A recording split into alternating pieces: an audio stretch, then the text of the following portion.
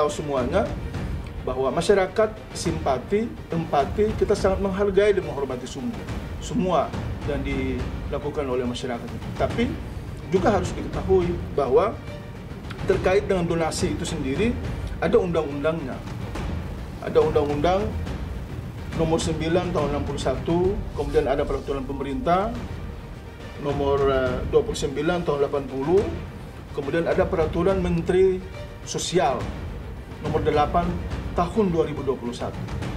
Itu sangat jelas sekali menjelaskan bahwa yang terkait dengan donasi seperti yang saat ini itu wajib harus ada izin. Dan saya bisa tunjukkan itu kepada teman-teman media semuanya bahwa itu harus ada izin. Bang, maaf, sedikit. Izin dari Menteri Sosial karena ini berkaitan dengan donasi dari seluruh masyarakat Indonesia. Maka wajib. Karena itu ada sanksi pidananya. Sanksi pidana itu 3 bulan kurungan. Nah, ini yang juga perlu kami sampaikan sehingga jangan sampai ada pihak-pihak merasa bahwa seolah-olah kami cuma hanya mengada-ada.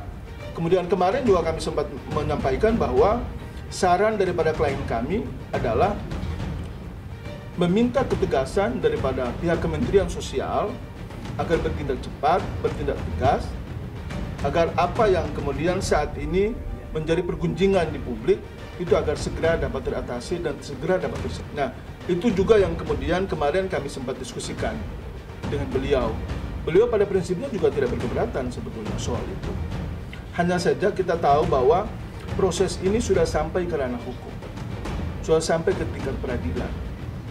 Nah, kalau memang ini diharapkan agar adanya mediasi, ya kita berharap pintu dan ruang itu ya ada dan ya bisa dikomunikasikan dengan baik, bisa diskusikan dengan baik. Tapi ada hal yang juga ingin kami sampaikan bahwa klien kami juga selama ini sudah sangat merasa mumet sekali dengan berbagai macam pergunjingan di ruang-ruang publik terkait dengan tuduhan, terkait dengan pencemaran nama baik, terkait dengan menjatuhkan harkat dan martabat beliau dan keluarga. Itu juga yang kita berharap ya, publik tolong pahamilah bahwa tidak sesederhana yang kemudian dibayangkan oleh publik, dan kami juga sebetulnya tidak mencari sesuatu yang ribet di situ, dan sesuatu yang tidak masuk akal. Kita cuma hanya berharap dari klien kami itu adalah apa yang menjadi hak dan kewajiban daripada Pak Haji Faisal itu juga menjadi bagian daripada hak dan kewajiban beliau, sehingga mereka sama-sama mengasuh, sama-sama membesarkan, kemudian sama-sama membina, menyayangi, mencintai Gala untuk hari ini dan ke depan. Karena poinnya adalah bahwa kita ingin masalah ini segera mungkin selesai dengan cara baik-baik ataukah dengan cara melalui jalur hukum, agar jangan sampai kemudian terjadi hal-hal yang tidak kita inginkan bersama. Saya juga kemarin waktu di Mabes Polri ditanyakan oleh beberapa rekan-rekan media dan saya menjelaskan bahwa kebetulan Pak Dodi itu sendiri, yang mohon maaf sekali lagi, Pak Dodi itu sendiri, beliau juga berdarah Maluku. Keluarga besarnya juga selama ini juga merasa terusik dengan berbagai pemberitaan yang terkait dengan persoalan ini. Mereka juga ingin melakukan langkah-langkah, ingin ikut campur dalam masalah ini. Tapi beliau menegaskan, tapi tidak. Masalah ini harus melalui jalur hukum. Karena kami sudah menyerahkan ke Pak Jamal beserta rekan-rekan tim lawyer dan kemudian tim lawyer yang lain yang sudah lebih awal, sehingga beliau tidak mau ada ikut campur tangan keluarga terkait dengan penyelesaian. Jadi tetap hukum yang kita kedepankan, karena itu mungkin lebih baik dan itu yang kemudian kita harapkan. Ya, kalau menanggapi soal itu saya sendiri pun juga bingung ya. Kenapa? Kok sampai dilakukan? Doh, para netizen, para masyarakat kan menyumbang, bersedekah kepada anak yatim piatu. Dari awal saya sudah bilang agar uang itu jangan sampai masuk ke rekening saya atau ke rekening manapun bersendirian. Salah seorang daripada teman almarhum berinisiatif untuk menentukan di satu rekening. Ternyata duit itu berjumlah banyak sehingga inisiatif meningkat menjadi pembelian rumah. Jadi di sini kalau di situ menurut saya nggak ada suatu kesalahannya. Mereka yang ikhlas, tulus ikhlas mengharapkan ridho dari Allah, tentu berharap kebaikan. Tapi kok ada pihak-pihak yang tidak merasa senang dan merasa tidak menerima dengan mencari-cari sesuatu yang bisa dibawa ke hukum. Bagi saya itulah kurang tepat. Kenapa? Karena masyarakat menilai, netizen menilai. Apa kata masyarakat? Kami rela kok. Apa Anda ikut nggak Anda di dalam itu, kan begitu ya? Kami rela, kami ikhlas, kami memberi anak yatim, kami mengharap ridha Allah, kan begitu ya? Tak lain pada itu. Tapi kenapa ada pihak-pihak yang tidak senang? Nah, Allahu a'lam, apa mereka ini ikut menyumbang, ikut bersedekah di situ atau apa? Saya tidak mengerti. Ini sesuatu yang menurut saya tidak pantas ini dilakukan seperti ini. Ini menurut pemikiran saya yang bodoh-bodoh ini. Kenapa? Karena ini buat anak yatim piatu. Bukan buat saya, buat anak yatim piatu. Ya. Dan telah terkumpul uang itu, dan untuk membeli rumah itu saya tambah. Jangan salah-salah, saya tambah duit itu. Dan tidak ada yang salah menurut saya di situ. Ya. Jadi boleh, kalau menurut saya, kalau umpama dipermasalahkan, seharusnya kita saya nggak mau duit itu. Ini duit saya nih 3M, mungkin bisa ya. Tapi kalau kita tidak memberi, masa pemberian orang kita permasalahkan? Itu menurut saya sih suatu kesal ya. Jadi kesal tersendiri, bisa kan? Bisa lah kan? Sudah ikhlas memberikan. Ini saya baca nih, memang saya baca di sini. Berarti bisa dibilang sangat menyangka terhadap tindakan Pak Dodi juga kan melaporkan. Ya pokoknya orang-orang yang melaporkan, saya nggak tahu ya. Cuman saya hanya dapat berita ada laporan. Jadi saya menyayangkan ini, benar, sungguh sangat saya menyayangkan sikap ini. Ini netizen saja, masyarakat ya. Saya banyak ketemu masyarakat di sana yang berfoto dengan saya di video. Itu semuanya itu, ini apa sih Pak Haji katanya? Saya bikin kesal saya nih Pak Haji katanya. Banyak yang begitu, banyak yang nyampaikan. Tolong Pak Haji, ini gimana cara berpikirnya? Kan untuk cucu nih Pak Haji katanya. Untuk cucu kan, bukan buat Pak Haji. Jadi saya bilang, alhamdulillah saya punya rumah, saya bilang saya. Jadi, banyak orang yang menyampaikan secara langsung, WA saya secara langsung. Ini kami memberikan secara tulus dan ikhlas. Jadi kalau menurut saya dengan tulus ikhlas diberikan karena minta ridha dari Allah Subhanahu wa taala. Kenapa orang ada yang nggak senang, nggak sewot? Saya jadi bingung di sini. Sekarang sampai persoalannya sampai ke Kementerian Sosial segala macam. Apa nah? Kalau nggak kemana? Ada apa? Adam aman aja ya. Aduh. Kalau kita berbicara masalah umpamanya katakanlah untuk menjatuhkan nilai si Gala bukan si Gala. Artinya nanti akan merusak citra si Gala kan gitu ya. Tidak, yang rusak itu kalau kita mau berpikir yang rusak kan citra saya sebenarnya. Kenapa rusak citra saya? Saya aja mau saya menerima. Kan seakan-akan orang nggak mampu saya kan. Tapi intinya bagi saya bukan di situ. Ini orang mau menyumbang buat cucu saya terima, kan ada efeknya. Tapi bagi saya enggak. Kenapa? Saya kan penilaian, menurut saya menilai ini segi positifnya, karena ini orang memberi kepada Gala, orang memberi anak yatim piatu, masa saya larang? Jadi kadang-kadang saya kurang memahami cara bagaimana cara logikanya. Panggilan dari Kemensos tanggal 3 kemarin saya dikirimkan undangan dari Kemensos. Panggilan hari Selasa jam 10 pagi di Kemensos, undangan klarifikasi. Insya Allah pasti hadir. Dari pertama kali saya ditelepon saya sudah sampaikan, Pak, insya Allah saya akan hadir. Mempersiapkan data-data, mutasi-mutasi, dan juga aliran-aliran dana, karena kan dari rekening saya. Di situ waktu itu saya sempat buat rekening atas nama saya dan di dalamnya ada mamanya Mas Bibi kan. Nah dari situ kan mereka mencurigakan pernah ada dari rekening saya ke rekening yang lain. Di situ saya mau memberitahu ada bukti transfer dari rekening pribadi yang dimana ada saya dan mamanya Mas Bibi ditransfer langsung ke rekening yayasan. Jadi yang dicurigakan dari rekening pribadi saya pindah dulu ke rekening salah satunya lagi, katanya gitu. Nah di situ saya membuktikan bahwa saya tidak ada pemindahan saldo ke rekening lainnya. Kalau itu saya memang agak bingung cara berpikirnya. Karena kenapa ya? Orang bersedekah untuk anak yatim piatu. Saya sudah jawab beberapa kali ya. kita selaku manusia yang beragama, setiap harta kita ada harta anak yatim. Sekarang ada anak yatim piatu, tergerak hatinya, ya, ingin memberikan sedikit bagian dari yang dia berikan ini, bagian dari harta anak yatim juga, dan dia akan mendapat pahala ridha dari Allah. Nah, alhamdulillah duit itu terkumpul. Nah, sekarang kok dipermasalahkan? Nah, bagi saya hal itu sangat membingungkan. Padahal dari awal kan saya sampaikan. Dulu orang ada mau memberi kepada saya, baik saya, baik langganan saya, atau ya orang-orang yang belanja ke saya, minta nomor rekening saya, karena saya nggak mau memberi. Kenapa? Karena saya takut nanti fitnah bertebaran. Saya terima cuma 2 juta, ternyata nanti diberita 20 juta. Sehingga waktu itu timbul ide dari kawan almarhum, teman sahabat almarhum, untuk membuat rekening. Nah, setelah dibuat rekening, akhirnya duit tentu bisa masuk ke satu saluran. Kalau keluar tentu di satu saluran. Sehingga saya tidak kena fitnah. Itu tujuan dulu dari awal. Kemudian meningkat menjadi pembelian rumah. Nah, tidak ada permasalahan di situ. Kan tujuan saya kan baik, itu ya. Tujuan saya baik. Takutnya duit ini keberseliweran nanti. Jadi takut juga saya ke rekening saya, kan takut juga saya berarti. Kan bisa disimpulkan di situ kan.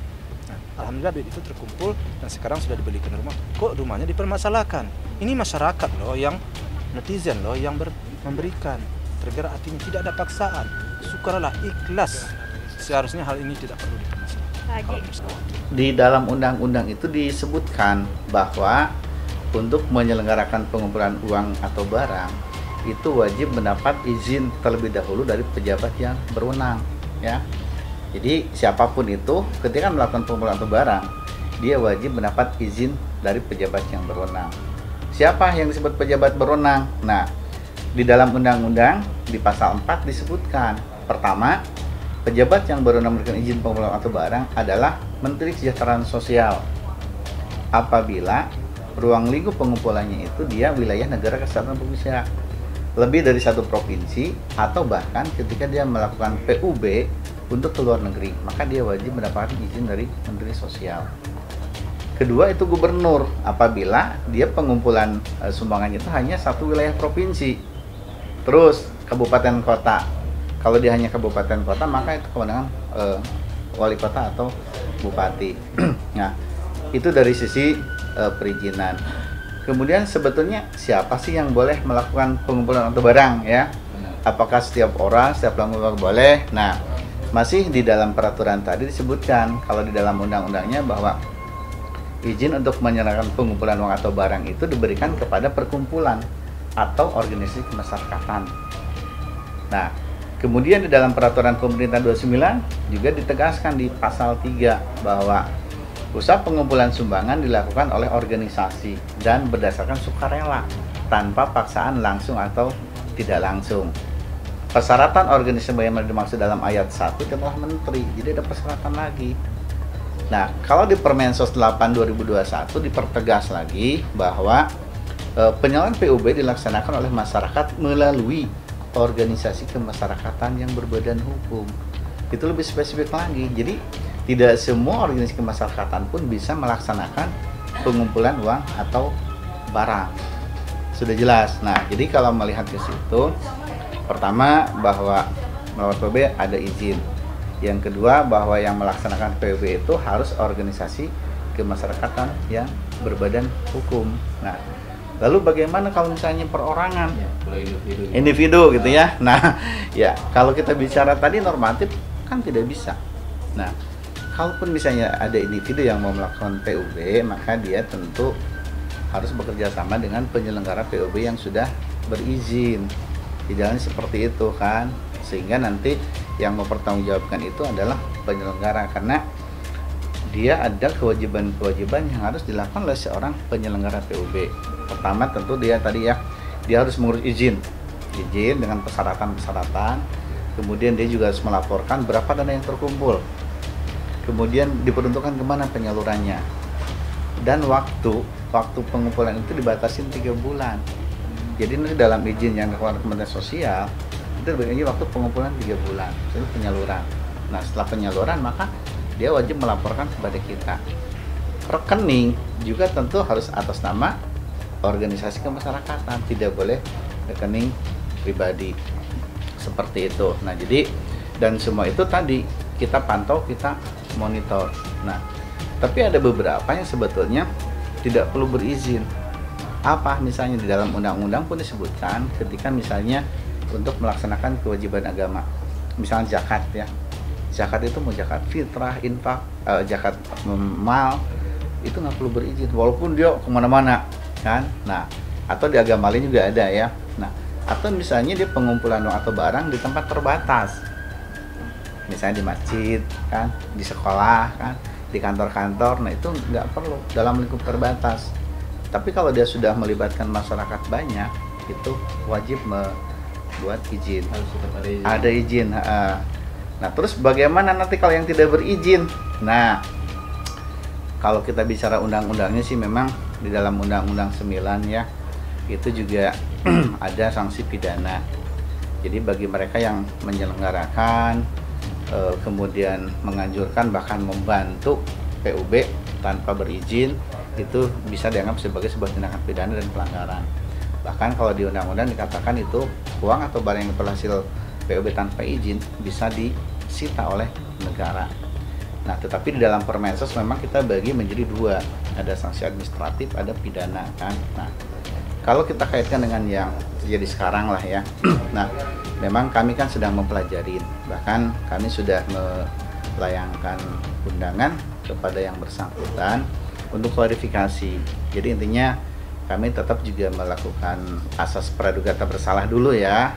Kita undang yang bersangkutan, kemudian nanti kita akan coba klarifikasi penjelasan beliau seperti apa gitu kan. Nah, karena tadi kita juga tetap mendahulukan asas-asas praduga tak bersalah, apalagi yang bersangkutan juga kooperatif. Kami sudah melakukan komunikasi beberapa kali, siap menyampaikan penjelasan. Nah, makanya nanti kami juga tinggal menunggu waktu sih. Sudah kita layangkan ya ke beliau. Tapi ini sekali lagi bahwa kita bicara dari sisi regulasi ya, aturan, tidak di luar itu gitu kan, karena kita tahu lah kalau di luar kan ramai banget ya. Enggak, kita kan lihat dari Undang-Undang 9 kan, dari peraturan pemerintah, Permensos. Nah, ketika misalnya dia sudah memenuhi unsur itu, kemudian tidak berizin, nah nanti tentu ada tindakan-tindakan yang kita lakukan selanjutnya terhadap penyelenggara.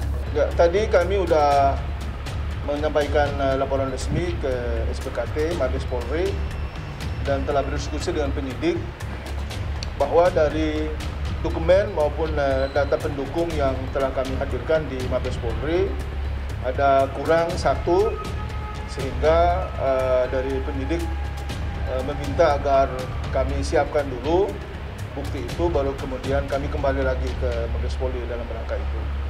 Memang tadi disampaikan bahwa kali ini terkait dengan donasi dari dana yang dikumpulkan dari seluruh masyarakat Indonesia yang simpati terhadap Gala, anak dari almarhum maupun almarhumah, sehingga nanti Kemensos yang nanti akan melakukan tindakan-tindakan yang terkait dengan prosedur yang berlaku selama ini. Karena sesuai dengan berita juga yang kami baca hari ini, bahwa Kemensos telah mengeluarkan rilis terkait dengan donasi sebagaimana yang dilakukan oleh saudara MI itu belum mempunyai izin hingga saat ini. Dan untuk itu pasti Kementerian Sosial akan melakukan tindakan, memanggil yang bersangkutan untuk dimintai keterangan terkait dengan inisiatif pembuatan donasi itu sendiri. Sudah. Dari Kemensos juga sudah berita hari ini telah dirilis bahwa Kemensos akan mengambil tindakan tegas dan meluruskan apa yang sudah dilakukan oleh oknum-oknum terkait dengan donasi untuk Gala ini. Sehingga kita tinggal menunggu aja. Pihak kepolisian juga tadi menyampaikan bahwa setelah misalnya ada pemeriksaan dari Kementerian Sosial dan ternyata ada dugaan pelanggaran, maka tentu mereka juga akan mengambil tindakan terkait. Dalam hal kaitannya melakukan penggalangan dana untuk membantu seseorang, maka itu adalah perilaku yang sangat terpuji, di mana diawali dengan niat yang baik, Permasalahan niat juga disinggung oleh Rasulullah SAW. Di dalam hadisnya disampaikan, innamal a'malu binniyat wa innamal likulli imri'in man nawa faman kanat hijratuhu ila Allah wa rasulih fa hijratuhu ila Allah wa rasulih. Sesungguhnya amalan-amalan adalah tergantung dengan apa yang diniatkan, dan setiap perkara tergantung dengan niatnya. Maka barang siapa yang dia berhijrah karena Allah dan Rasulnya, maka di situ hijrahnya karena Allah dan Rasulnya. Ketika seseorang melakukan suatu kebaikan, ketika seseorang melakukan suatu amalan, yang mana amalan ini diniatkan karena Allah, maka Allah Subhanahu wa ta'ala akan memberikan pahala kepada orang tersebut. Man amila salihan falinafsi wa man asa'a fa'alaiha. Barang siapa yang dia beramal soleh, maka untuk dirinya sendiri. Dan barang siapa yang dia berbuat buruk, ya, maka kembali kepada dirinya sendiri. Wallahu fi aunil 'abdi madamal 'abdu fi auni akhi. Allah Subhanahu wa ta'ala akan menolong hambanya selagi hambanya menolong daripada orang lain atau menolong saudaranya. Ketika kita peka melihat kondisi orang lain yang mana memang perlu untuk dibantu, maka di situ kita wajib hadir dalam hal menolong dia. Kita wajib hadir menolong daripada orang miskin, wajib hadir untuk menolong daripada orang-orang yang kesulitan, wajib hadir untuk menolong daripada anak yatim. Di sini Islam mengajarkan kepada kita satu resepnya. Jikalau doa kita ingin dikabul oleh Allah Subhanahu wa ta'ala, maka disitulah kita wajib memperhatikan kesulitan orang lain untuk kita bantu. Ketika kita bantu orang lain, maka disitulah Allah Subhanahu wa ta'ala akan mengabulkan hajat kita, akan mengabulkan doa kita. Bagaimana mungkin doa kita bisa dikabul oleh Allah Subhanahu wa ta'ala? Karena selama ini orang yang punya hajat, orang yang meminta pertolongan kepada kita, kita tidak peka untuk menolong mereka. Pasti datang dan membawa bukti-bukti yang transparan mungkin. Ya apa Kak Ica mungkin biar Pak Dodi juga takut nih. Dana. Jadi kalau misalkan sebenarnya gini, tahu aku ya, harusnya kalau misalkan dilaporkan itu apabila aku menyelewengkan dana, apabila aku tujuannya aku tulis donasi rumah gala, ternyata aku nggak belikan rumah gala dan aku malah belikan mobil baru untuk aku. Nah mungkin aku takut gitu. Sekarang donasi dibuat atas dasar teman-teman netizen yang mau. Selalu aku open dan alhamdulillah banyaknya donasi itu, masya Allah, itu kan jalannya Allah. Ya setelah itu ya udah rezeki aja gitu. Kenapa harus dipermasalahkan? Dasarnya pertama kali kan aku memang berpikir ya gimana ya, gala sudah kontrakannya sudah mau habis. Setelah itu ya udah aku pikir teman-teman netizen banyak banget juga mau mengirimkan sesuatu, ya aku kasihlah tempat yang pas untuk memberikan gala dibanding kasih mainan, kasih baju-baju.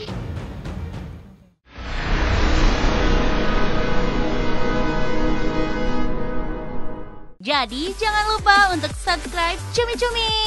Ditekan ya tombol lonceng merahnya.